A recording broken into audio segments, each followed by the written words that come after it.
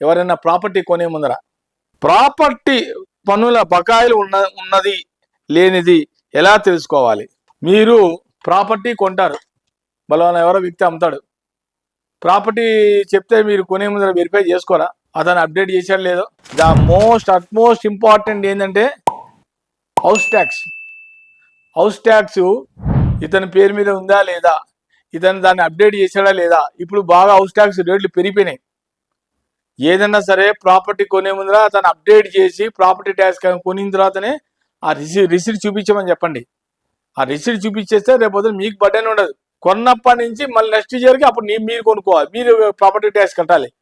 Property tax ముందర అమ్మే ముందర అతని రెస్పాన్సిబిలిటీ. ఎవడైతే అమ్ముతున్నాడో అతను అమ్మేవాడు కట్టి హౌస్ ట్యాక్స్ కట్టి కస్టమర్కి చూపించాలి ఆ రిసీట్.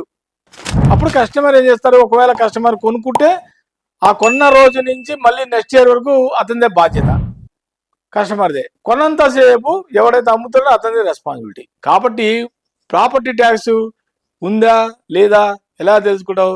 మీ సమీప మున్సిపల్ ఆఫీస్కి వెళ్ళండి. మున్సిపల్ ఆఫీస్కి వెళ్ళిన తర్వాత వీళ్ళకి ఒక సర్వీస్ నెంబర్ అనేది ఉంటుంది, SNO నెంబర్ ఏదో ఇస్తారు. తర్వాత లేదా వీళ్ళకి హౌస్ ట్యాక్స్ బుక్కులు ఉంటాయి. ఆ బుక్లో క్లారిటీగా రాస్తాడు అతని పేరు, SC number, so chassis numbers ఉంటాయి. ఇప్పుడు మనం బండి కొంటాం, బండి కొన్నప్పుడు మన కింద ఎలా ఉంటుంది, చాసెస్ నెంబర్ కంపల్సరీ. ఎక్కడ చూడు ఏ కారు తీసుకో, వెహికల్ ఏది తీసుకున్నా చాసెస్ నెంబర్ కంపల్సరీ ఉంటుంది. అట్లాగే హౌస్ ట్యాక్స్ కూడా వాళ్ళకి SC నెంబర్ అంటారు, సర్వీస్ నెంబర్ ఏదో అంటారు. అది మీరు సమీప మున్సిపల్ ఆఫీస్కి వెళ్తే సర్వే నెంబర్ చెప్పి బలాను ఎవరైతే అమ్ముతాడో అతని పేరు చెప్తే రికార్డ్స్ బయటకు వచ్చేస్తాయి. వాళ్ళ సిస్టంలో కొట్టేస్తారు, టక్ టక్ టక్ టక్ కొట్టేస్తారు. సర్వే నెంబర్, జ్యూరిడిక్షన్, పేరు, ఊరు పేరు అన్నీ వచ్చేస్తాయి. అవసరమైతే ఆధార్ కార్డు కూడా ఏమని చెప్పండి. ఆధార్ కార్డు కూడా కొడితే ఈజీగా అతని పేరు. ఆధార్ కార్డు తీసుకుంటే ఇంకా లాభం. ఆధార్ కార్డు కరెక్ట్ పేరు ఉండాలి.